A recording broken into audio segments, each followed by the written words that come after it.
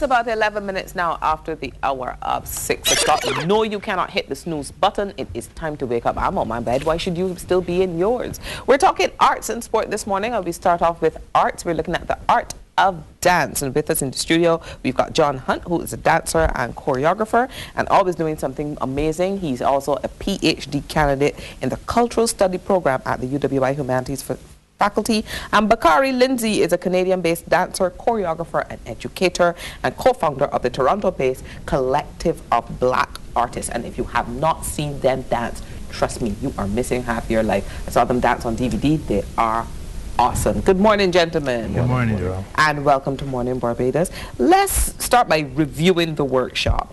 John, I'm going to start with you. You tell us what the workshop was about, why they were here, and then Bakari, you can tell us how it went. Well, the NCF asked me to coordinate this workshop for intermediate and advanced dancers in Barbados, which to me means dancers who have some kind of technical skill and who have been performing on a regular basis on national and international arenas. And so I knew that Bakari was going to be in the region, so I asked if he would be interested in coming to do a workshop, and he agreed to do an intensive 4-day, 8-class workshop, which was very well attended. We had 60 people come through. 16 people actually stayed for all the classes every day. And I think that they got a good taste of the intensity that is needed to continue your training and your practice.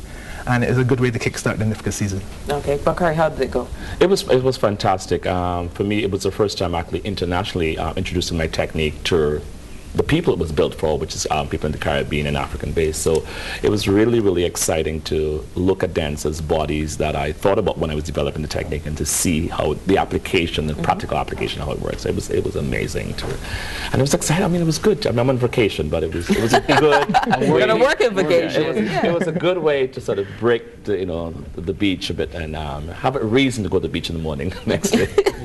Well, how does your technique differ from the norm?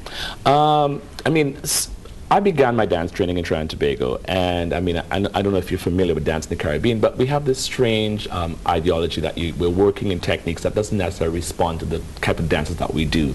So the technique specifically relates to the bodies, first of all, the Caribbean bodies, the Caribbean attitude, and it's fueled by a lot of African influences, which is polyrhythm, polysyncretism, using the bodies in different ways. So there are a few techniques. I mean, Catherine Dunham's technique, which hints and sort of moves towards that, I think, but for me it was more of a physical and a practical application of an overall use of the body, as opposed to specifically looking at one style of dance and creating something to work for that. Is this something that we should be looking at here in the region more holistically, in terms of we teach a more classical style of dance, but then this particular thing that you're talking about that sounds as though it is tailored directly for us? Is this what we should be studying, or at least incorporating? You've hit the nail on the head, and that's the philosophy in that we have a very, I mean, in the Caribbean we have a very specific stylistic way of moving, and that's influenced by Africa, and I think we have to honestly and holistically look at that as a training institution. So I'm hoping the next time I come back that that we'll be looking at sort of certifying people within the technique, so that it will be widely used amongst dancers in the Caribbean, not only Barbados. A lot of local dancers and Caribbean dancers seem frustrated by the external influences. How receptive were they to your style? Oh, they were. I mean, immediately, I mean, we had discussions just yesterday about how organic.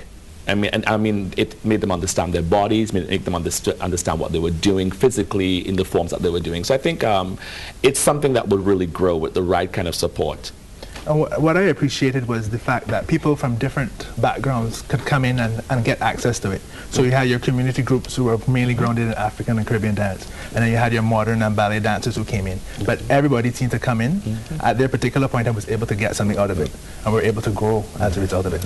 What's the state of dance in Barbados? I feel as though I was just about to deal with this.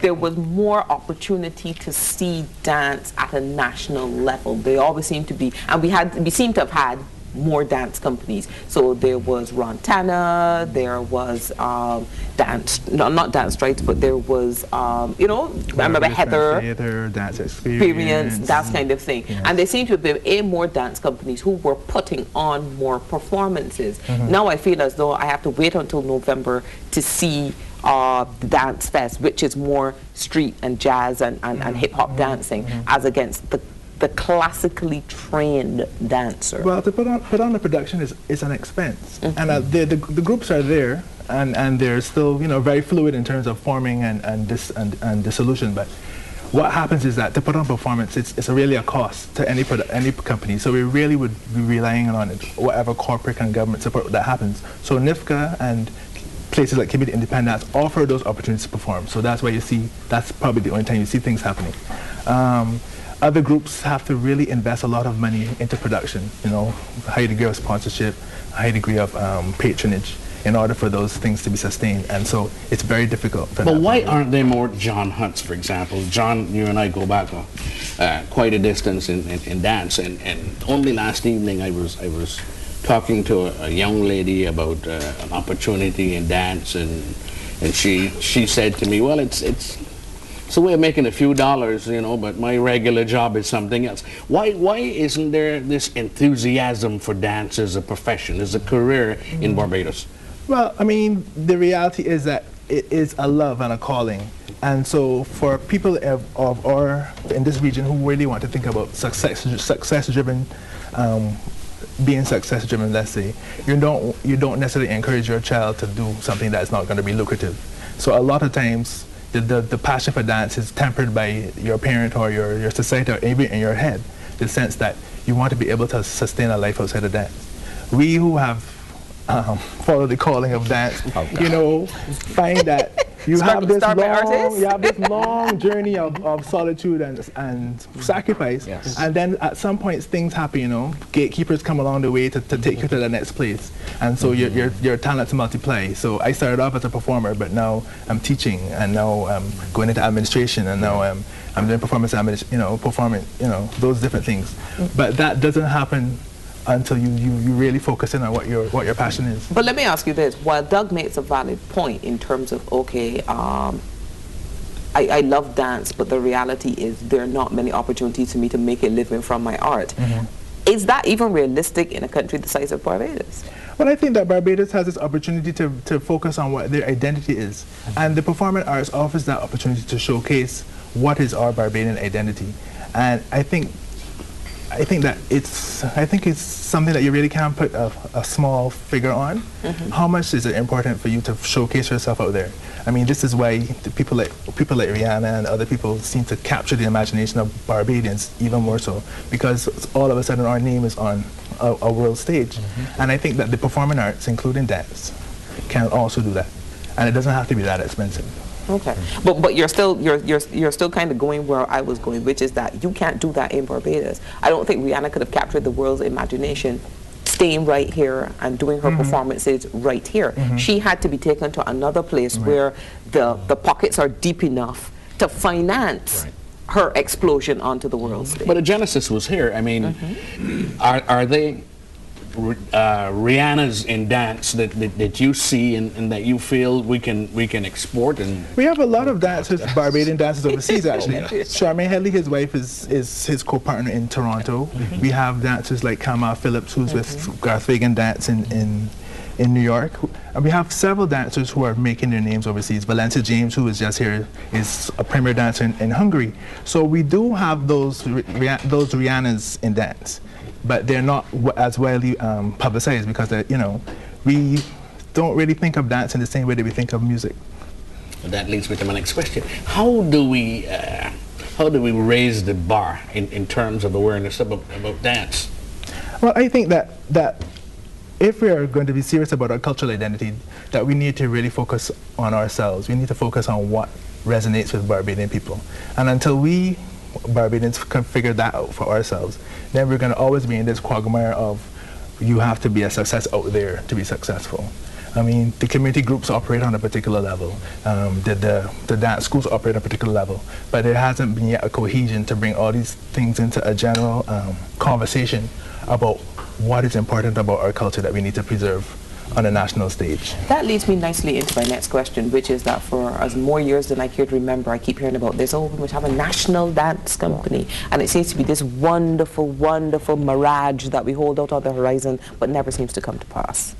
With all this talk now about the cultural industries being the next platform of the economy, are we going to see these things come to pass? Well, I mean, it would be a wonderful dream. I mean, I have a dream of being an artistic director of such a company, but it will take a multi-strategic and multi-layered approach. You know, the government and the foundations and the individuals and the patrons will have to think about this as a priority, and will then have to invest.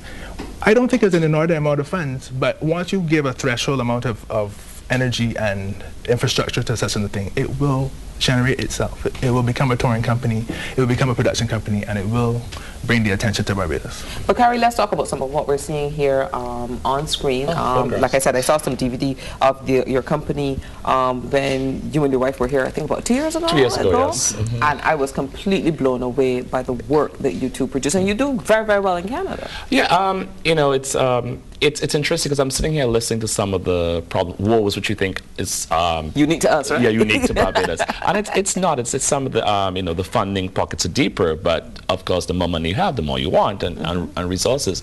And I think one of the you asked John the question in terms of where can we go in terms of photographs of me in performance, and I think. What you're seeing is just images of me in performance, which sort of exemplifies kind of the use of the body, and already you can tell it's a very different use in terms of the classical and neoclassical look and use of the body. But I started getting back in terms of getting an interest for dance. I think it has to start with education, and dance needs to be in every primary school all the way up to university.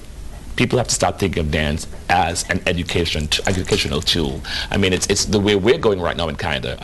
You know, we've fought for many years to get, you know, some of the same questions. You think, well, a big international country like Canada is dance. We have the same problems. You know, we call ourselves a naughty cousin because dance is kind of somewhere on the fringe when it comes in funding and how people recognize it. So I think, you know, if we start education, if young kids start to see themselves and talk about dance in school, even by the time they get to the age where they want to formatively look at dance as a career, then it's not this.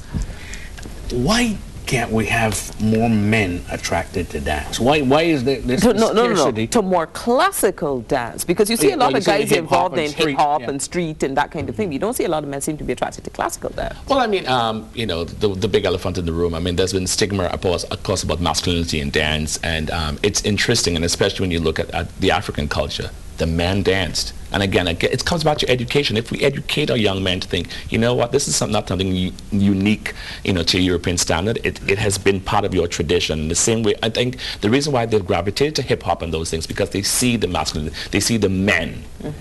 You know, they see the men dancing. You know, jazz, tap is now a huge thing because Sabin Glover says, hey, boys, we originally did this. You know, so it's an education, I think, that needs to have happened from a very, very early age about where our culture and history started in terms of dance. Just want to ask you quickly, John, what's next? You've done this workshop with Bakari. It's been very successful, but what's next in the pipeline? Well, I think that the dance community is very excited about the workshop, and they're pushing for more. So if the powers that be hear them, then we should be having more people like Bakari and even Bakari come back to really begin to do our part to raise the standard of dance in Barbados. John Hunt, Bakari Lindsay, let's dance. Thank you very much, guys. Thank you so much. We're going to take a quick break. When we come back, there's so much more here on Morning Barbados. Don't go away. Morning Barbados, good morning.